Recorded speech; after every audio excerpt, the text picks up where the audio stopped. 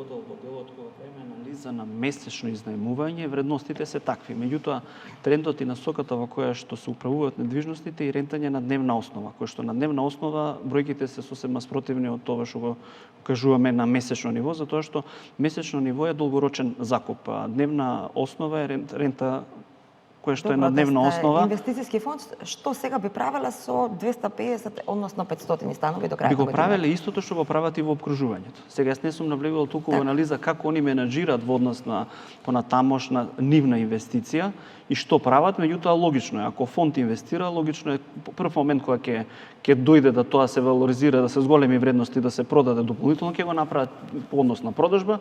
Меѓутоа јас исто го гледам и моментот рентање на дневна основа, затоа што рентање на дневна основа на недвижност може да се случи да е 80 или 100 евра.